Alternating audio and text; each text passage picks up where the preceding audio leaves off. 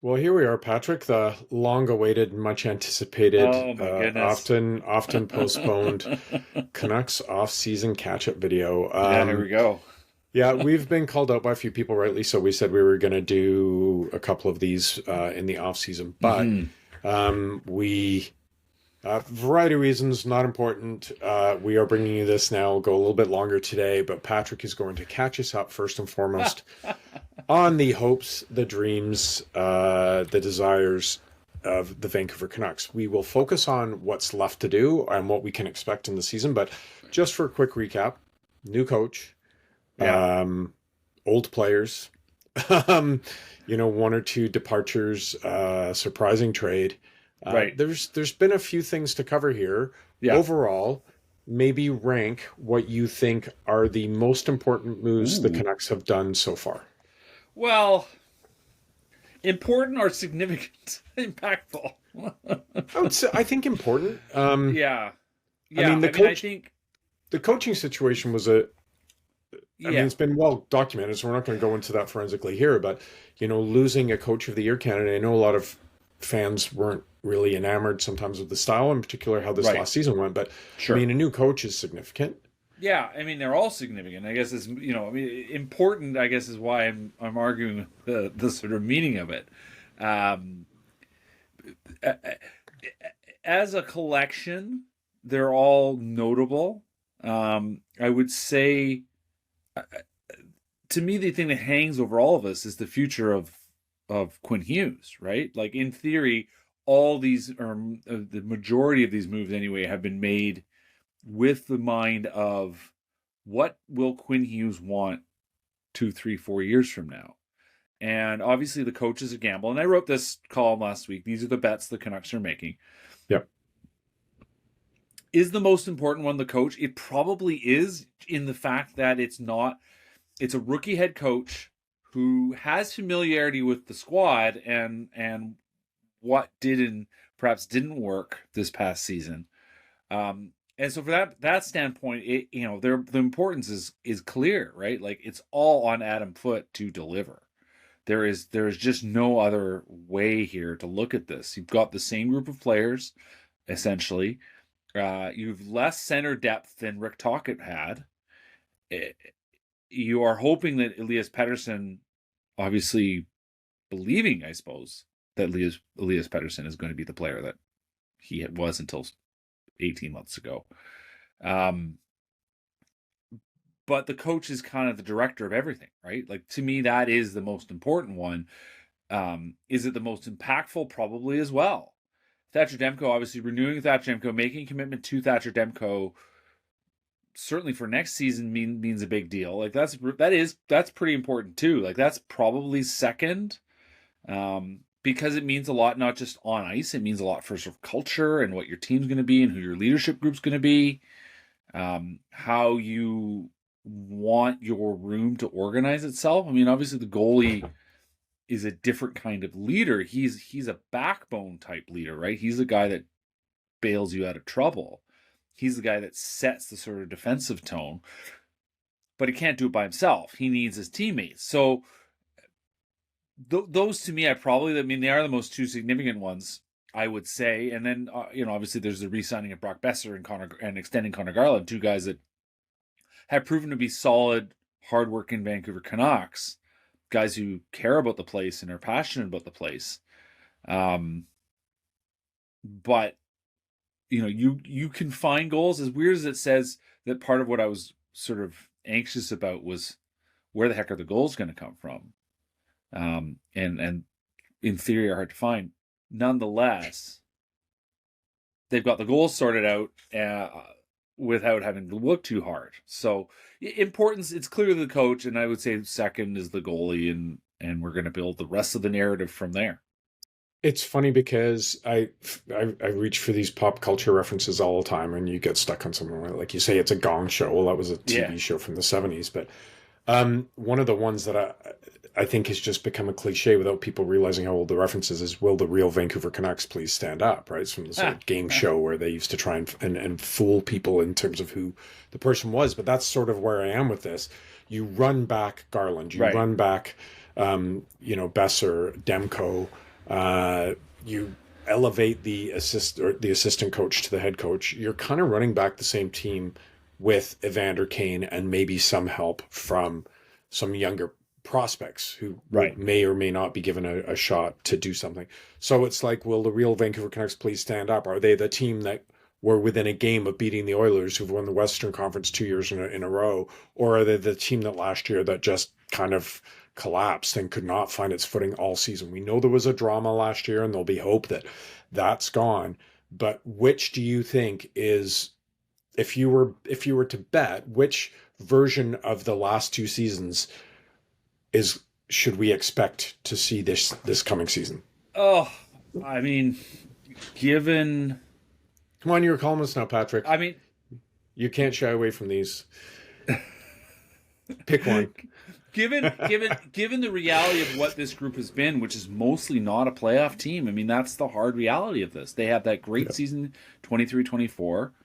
We certainly got the sense that they'd pulled themselves in the direction they need to be. There was I think, an appreciation for preparation that perhaps they hadn't understood before. I mean, that certainly was a criticism of this management group of the players that they inherited, that these guys simply did not recognize what it really means to do more and more all the time. That they talked a good game, but they weren't actually delivering on that. And certainly Rick Tocchet harped on that. But what you do with it matters just as much. And I don't know if people saw, there was Vasily Podkolzin was on a Russian podcast on the weekend and was asked a bit about his departure in Vancouver. And he basically said he was blindsided by the observation from management and the coaching staff that, his hockey IQ was a mess, that they saw how fit and prepared he was, but that his sort of appreciation for what they wanted him to do in the moment, that they found him lacking. And he obviously found his way in Edmonton, playing on some top lines. He didn't score to any greater degree than he did here, but there was a sort of an appreciation or a view of how to play the game. And part of me wonders, did they overthink that coming into the season? Certainly Rick Tocchet has expressed some self-doubt. He certainly did on his way out the door, before he stepped out the door, I should say, that they got stuff wrong, that there were things that they mismanaged, not just in player selection, but in terms of orientation of the season, what they were trying to get. He recognized they need to be a more dynamic offense, and in the process of doing that, their offense got worse. I have a hard time imagining a repeat of 22-24, especially not without JT Miller and with Philip Hedl. I like Philip Hedl as a player. I'm just not convinced he's going to stay healthy. Nor is he an offensive catalyst the way Miller was. Obviously, Miller had defensive flaws, but as an offensive player, play driver, he was fantastic. And they simply haven't replaced that. And they haven't even done the Moneyball thing. Like, there's no recreation in the aggregate. Obviously they hope that Jonathan Lekkerimäki would be ready and raring to go to fill in probably for Brock Besser. But now there's doubts about him too, right? Like he had an up and down. He had a good regular season in Abbotsford, scored a couple nice goals in the NHL, but overall looked overwhelmed. Became a scratch in the playoffs for Abbotsford. So the idea that they're set to take a step forward, I'm not so sure about. I do think their defense core is better. There is no doubt that is something they took time on and had a coherent kind of approach on how they wanted to execute it, what they want it to look like, and they're there. I think they're very much where they want to be defensively. Marcus Pettersson is a big deal. Junior Pettersson is, we'll see what happens, but they have a strong belief in him, the ability he can bring. Derek Forbort, obviously, we heard tons about. I mean, realistically, him and Elias Pettersson are bottom pairing defensemen. But there is enough here. There's enough sort of structure. They were a very strong defensive team. The problem was they did not score enough goals, and that came back. I mean, for all the sort of system stuff people want to talk about, that comes back to how their two main centers simply struggled almost right off the bat. JT Miller put some points up, but people shouldn't forget how truly awful he was, especially once he came back. He just had no way. And he wasn't that good in New York, aside from an initial and then he bump. struggled in New York. He put some points up, but he did not. That team did not make the playoffs. They brought him in to help set the tone, and they did not make the playoffs. So there's a team here that has mostly struggled, and it's hard to get past that. As much as I appreciate what a lot of these players bring to the table individually, as a collective, they have struggled to get it done. So when we talk about running it back and bringing back so many pieces Right. from a team that had underachieved, I've been reading some stuff in other leagues, and it seems to be thematically, well, Okay. except for the NBA, which is just chaos all the time, right? I think Right. in their last draft, every single first round pick had been traded at some point. Like no one owned their own original first round pick. Yeah. But in some of the other leagues, some of the analysis that I've read is with salary caps continually going up with Right. streaming broadcasts and everything else coming in, regardless of how much more money one has versus the other, the importance is always going to be on developing and retaining your own players Right. because free agency is folly. And we've seen this in the past, whether it was, the Clarkson signing in Toronto because he Sure. was the best available in a terrible Yeah. year. And then Yeah. he's got the albatross of this awful contract. Or we've even seen it here with guys like Louis Eriksson. I want to make Sure. a splash. Let's go out and get, and we Yeah. overcommit years. Like you're not going to turn your team around via free agency. So do you see this as something with the Canucks where they're looking at, well, there's really nothing better than Garland. There's really nothing better than Demko. There's really nothing better than Busser out there. So we have to bring these guys back because we don't have the depth below them within our organization to fill that. And any money we spend for outside free agents is not gonna make that up. Right. I mean, I'll just push back a little bit on the other free agency. I think teams have gotten better at that. In terms of adding players. I mean, obviously, also trades is where a lot of teams get built. Look at Vegas; their top 6 forwards have all been acquired from elsewhere. You got Marner, you got Eichel, you got Stone, you got Hurdle, you got Carlson, you got Barbashev. Those are all guys they got from other teams. Now, let's remember, of course, Vegas was an expansion team. That said, they have not executed in the draft the way they've executed. Sorry, those are top 6 paid forwards. That's a team that's built with smarts. And even you go look at Florida, it's a similar kind of story. They have some guys that are sort of internal depth pieces, but again, you look at Alex Barkov, Sasha Barkov, and Aaron Ekblad are the 2 standout players, but they've been there for more than a decade. Kachuk, Reinhart, Bennett, Verhaeghe, Marchand, right? Those are your top paid forwards in Florida, and they're all from other teams. Anton Lundell is a good story, a good example of finding a guy internally that's going to make a difference, right? Like he Yeah. has made a difference. He was their first round pick in 2020. Like the key for the Canucks to learn in all this is that you have to be smart in how you add players, and then you need to find players internally. Right? Like the Gustav Forsling story is such a good one because that's a guy that got passed over by 3 different organizations before he landed in Florida. Florida basically found him. I mean, Jim Benning was right. He knew this. He looked at this guy and said, I think this guy's worth a bet on. He made the right call. He just gave up on him so fast. Thank you, Jim. And that's the kind of wins the Canucks have struggled to get. That they have done a decent job, I think, bringing players in. Obviously, their number 1 center, their number 1 defenseman, both guys that they drafted themselves. That's awesome. This is where we're at now, and I've written about this before, but what we see in Abbotsford, they're not finding stars there, but you're finding cheap options to fill out the rest of your lineup so you can build up at the top end. You can bring in guys, you can play smart. The Canucks are in a struggle. Obviously, they're making a bet of Vander Kane. They see a guy that plays differently from most other players in the NHL, that plays physically, can put some puck in the net, put the puck in the net. And now he hasn't played a regular season game in a year, but it's also a contract season. He's always had big years and contract years, so there's a bet being made that he can deliver, that he can be not a distraction. I mean, he hasn't been a distraction in Edmonton the last couple seasons. Certainly not off the ice. On the ice, perhaps, if you want to talk about how his final series went against Florida last month. But there is a sort of an effort to be like, okay, I mean, I don't even know if the word is avoid the albatross contract. They simply, they said themselves, they're having a hard time recruiting free agents. Yeah. Right? So, this is a team that is what it is. They're going to have to see what they can figure out. I mean, Jake DeBrusk is a guy that they need another strong year. They need Niels Höglander to earn the contract they're giving him. Dakota Josh. I mean, you look at all the guys internally. The spin, I can already see it. Well, these guys didn't play so great, but they're like an eternal. If they play well, if Dakota Joshua plays like the player we think he is, and Nils Höglander plays like the player we think he is, these are guys that these are going to be like additions to the roster that we didn't have last year. Like a new signing. Yeah. Okay. So, but we kind of know what the roster is, and there's a kicker to come there in a second, which I want to ask you about. But you talked about like try and find cheap options. Yeah. And yes, there's Vilander, there's Lekiermäki. Yeah. Yeah. What else is there? And first of all, do you see either of those guys being able to? I mean, let's face it. No one would expect them to come in October and make a significant difference, but maybe by the end of the year, perhaps. Yeah.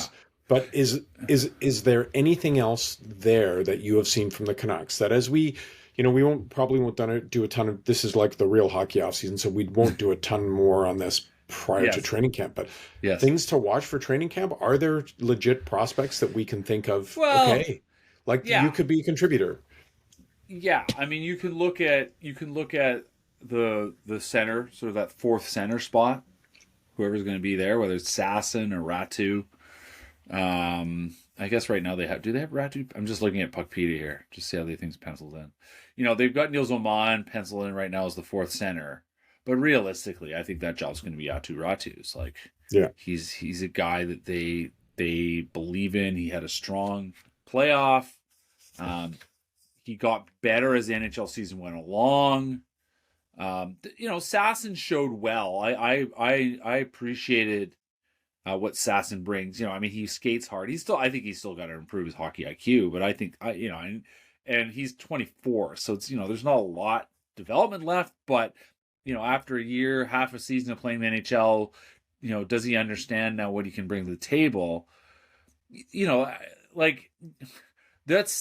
going to be some kind of battle there. Your question about Vilander is good. I think he's more than likely going to start in the AHL. I don't think he's making the NHL team off the bat.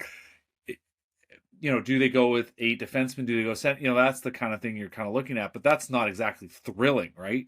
Victor Mancini, they like a lot, but I don't think he's a top 4 defenseman. So what are we worried about here? I mean, they do need Vilander in the long run to work out to be a top 4 defenseman. They would love Elias Pettersson, the defenseman, to work out as a top 4 defenseman. I don't know if he is. I think Vilander surely is. The Lekiermäki question is a huge one, and that's one I think that we're going to be talking a lot about. I would hope he learned a lot of lessons here. He is a guy that has hands like no other. And he doesn't have pull-away speed. He's not a bulldog the way Nils Höglander is. Nils Höglander had to, he obviously made the NHL probably sooner than he did, and is not as top-end talented as Lekiermäki is, although wasn't far off, right? Höglander fell, he was a sort of possible late first-round pick, ended up being a second-round pick, and was picked in the right spot, I think. He's a guy, he needed some work to be a true, proper NHLer. And that's kind of where we see Lekiermäki. He's showed some glimpses in NHL, but you need the consistency, you need the whole package, and you need him to show that he can score goals in more than just quick hands in the slot, I guess is what you need. You want a guy that can make stuff happen on his own. And that's the hardest thing to do in the NHL, but they need him to be that guy. So next year is a huge season for him. There's absolutely no doubt about that. So we've nibbled around the edges of all of this, okay. And we all knew it was coming to this. So looking at, there's a chance that some younger players and prospects could contribute. You're hoping for some, some more maybe from the guys that you already knew, but everything points to the same thing. Number 40. Yes. Questions around some personal strife, questions around fitness coming into last season, questions around being a pro and taking it seriously, questions around, of course, the talent and motivation. Can Elias Pettersson maybe escape the weight of that contract and work through what he needs to work through and return to being an elite player? Yes. Okay, can and will.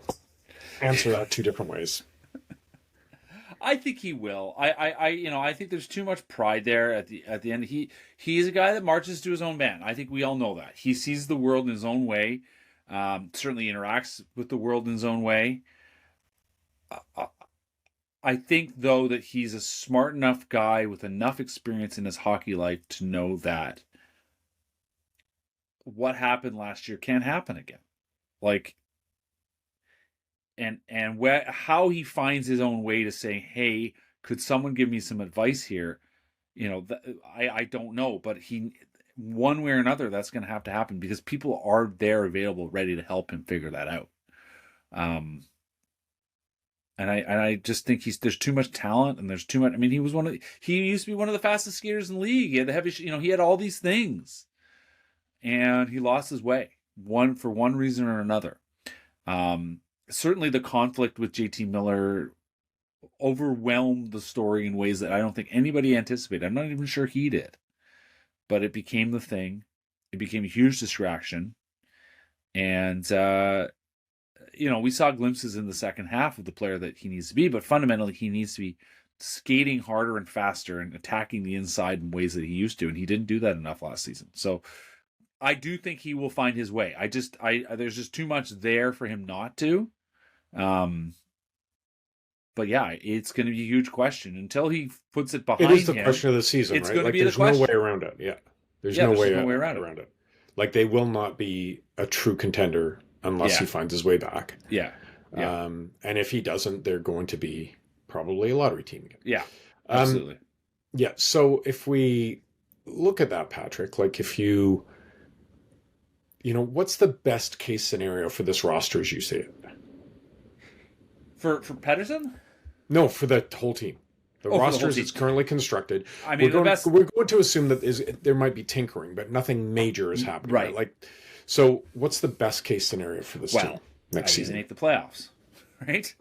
No, but is that it for you? Like, is make the playoffs, win around? Is that as far constructed? Yes, because we know they need an upgrade at center, right? And like management knows that, and by the time people see this video, maybe something's even changed. I don't know. Certainly, they are on the hunt. They have made it clear they do not believe this team is the finished product. They know in the big, huge picture, in the long run, the only thing that will keep Quinn Hughes in town is if he sees this team being so headed towards being a Stanley Cup contender that the appeal of going to play with his brothers, or anywhere else for that matter, becomes less than the appeal of staying here. And that is the priority. They absolutely must find a number 2 center or even another number 1 center. They must improve this forward group to make it a team that can not just be a playoff team, but be a cup contender. So, okay, that bleeds into something I was going to kind of sandbag you with in the end. But best case scenario, like, okay, make the playoffs and then maybe something to build on, right? Right. Worst case scenario then, miss the playoffs. Do they have to seriously look at moving Hughes after this season if they look to be in a downward spiral? Because I don't know what else you would do. If you're then convinced, if the issue is EP doesn't find his game, he's got a no movement clause, you're stuck with that contract. Right. There's only like really 2 significant prospects, whether or not they do pan out. So you're going to lose Hughes for nothing in a year. So do you think, I mean, if it was your team, is that, because we all know that the owner in this market can and can't sanction various things, and it's not always hockey sensitive. But if they end up in this so-called worst case scenario, and here we are again this time next year, and 1 year left on his contract, everyone's like, this team really doesn't have a lot coming. He's going to go play with it. Like, you don't know that for sure, but the appeal of going somewhere else is huge. What do you do? I mean, that's the big. I mean, that is another topic. You talked about trades being. I mean, that's the big topic we're going to be talking about for ages. At some point, if this isn't trending clearly and definitively in a direction, you have to make a hard decision with Quinn Hughes. Like, there's absolutely no doubt about it. And I've said there's basically 2 points that are the most value you could possibly extract from him right now. One of them, actually, I think is right now. You can go to, say, New Jersey and say, hey, Do you want to have a full extra season with Quinn Hughes? Send us Nico Hischier. This is just me spitballing. I don't have any insight, and this is just me. Send us Nico Hischier and a prospect, and you can have him for 2 full seasons and have a chase there. But that's unlikely, because in the end, that's not to the Canucks' incentive. That is to the benefit, right? That is clearly helping out New Jersey. So to make that happen, you're asking New Jersey for almost certainly more than they're willing to give. The next point is the deadline. If things are going so badly next February, they need to talk about moving him, because it's just hard to imagine. I wrote this in my story on Monday. Like, there is without a doubt a view around the league that this guy's going to leave. Yeah. And, you look at one of the, surely one of the questions in Rick Tocchet's head when he chose not to leave here was a question he wouldn't have had an answer for, but he would have had thoughts on, which is what's happening with that guy. Am I going to commit here for 5 years without knowing that I'm going to have the best player on my team in 2 years? It's the huge question. So that again motivates everything this management team is trying to do. I think it has to, and if it doesn't, I'd be very concerned. But I do think they understand that, and I think they know that they have to work very, very hard, and it becomes a question of whether they can deliver on that. I mean, Brady Tkachuk is a very, very good player. Quinn Hughes is much, much better. But Calgary faced a similar situation, right? Matthew Tkachuk. Yeah, Matthew Tkachuk. Sorry. Well, and Johnny Gaudreau, the same thing. They happened with all of them. They had to make choices with all of them. That team looked like it was really ascending, and then hit a couple of roadblocks, and all of a sudden it was like, we're not going to sign here. At least they were open up front with it. But I just think that's where this season is so crucial for the Canucks. Not to be a downer or anything. Like, obviously, it sounds like it. Well, EP stays in the doldrums, and then they have to trade Quinn Hughes, and then what are you left? Like, we're getting excited about the Abbotsford Canucks. Like, it was wonderful to see what they did, but this is the Crash Davis thing that we talk about, like Bull Durham. Like, okay, it's one thing if you're great in the minors, it doesn't mean you're an NHL star. So, sometimes those prospects don't pay out. So I do, there are certainly plenty of scenarios where this team, a motivated Brock Besser, a healthy Thatcher Demko, Quinn Hughes still one of, the top 2 defensemen in the whole league.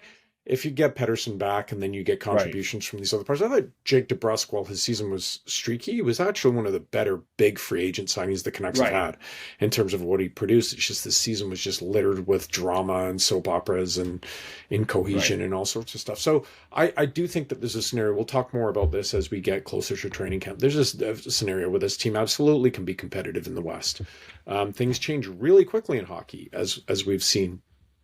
So I don't want to be doom and gloom, but I also do think that there are massive questions looming over this franchise.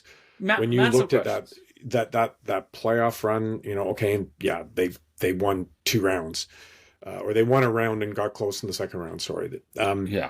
When you look at that, there's a scenario where they could get back there, but that's hoping that a lot of things go right. But to your point, I do think defensively, we had been talking ever since the team was in the ascension. They got Hughes, they got Pettersson, Miller's playing well. There was this thing that they had needed to fix the blue line, and I think they may have done that. And especially if you get a healthy committed Demko in there. You're right. Both other Petterssons that they brought in, They look to be in much better shape there than they've been for a long time. So it's not. I just don't want to be all doom and gloom, right? No. We'll finish up with you telling people what, if anything, to expect from the Canucks between now and the start of the season. Well, I mean, they certainly are talking about a trade. I get the sense that they are still poking around what's there. Certainly, there was a notion out there that once Nikolai Ehlers picked a team, that other teams would start poking around and see what else is out there. We'll see. That it is clear now we're a week past the deadline, or sorry, the free agency opening. Most free agents are now gone, but there's still a few. I think the Canucks are going to try to make a move, and I think they will. Whether it's a trade or it's signing a guy like Jack Roslovic, which we've heard lots of noise about, something like that. They are going to do some kind of roster move. You think there'll be I don't know how exciting it will be. What's that? It's an interesting question because again, if you look across, it really is apples and oranges comparing Yeah. sports to each other, but there are Yeah. certain themes that translate. And I think one of the questions for the Canucks is we have been talking, they've sort of, Yeah. with all the first round picks that they've traded away over the years, and or Right. guys that didn't work out. You talk about Puck Colson. We all know that despite the Abbotsford Canucks success, there's not a lot of difference makers there. That are the cavalry's not coming. So at some point, do you take one of those two great prospects that you have and look for more immediate help to try and answer that Quinn Hughes question? Right. Right. And if you do that and it doesn't work out and you don't have Vilander or Lekier-Maki, then boy, what really do you have? I mean, you're hoping to maybe win the lottery simulator next year, but I think that's the big question for Rutherford and Alvin is they're sitting there now and going, okay, we've got these two pieces that maybe won't make a difference this year, right? But can they get us someone who can? But they've done that so much going back to the past regime that's a big, big, big risk if they do it. Oh, no doubt. Yeah, it's a huge risk. I mean, we're looking at a season where, I mean, as I said, everything is sort of right, has to happen, and there's a lot that hinges on that. I think hinges Jim Rutherford's future. I think Patrick Alvin's future. I suppose Adam Foote's. Like it's going to be a big season one way or another. There's absolutely no doubt about it. Who's the most important figure in this season? Foote, Pettersson, or Alvin? I think it's got to be Pettersson, because no matter who the coach is, no matter who the GM is, this roster is contingent on him being the offensive leader that he has to be. We know that he can still play the offensive game. He's got to put the puck in the net, and he's got to make his line mates better. And he was that 2 years ago. He was that 3 years ago. He was not that for the last 18 months. He's been an absent figure. And if he comes back, guns blazing, this team will be in much better shape than it was last season.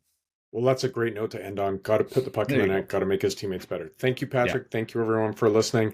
Continue to read our stuff through the summer. Patrick's writing some great columns, as you know, he referenced one that he just wrote, the bets the Canucks are making, because the odds really are quite long. So thanks, everyone, and we will talk to you sometime between now and the opening of training camp. I promise.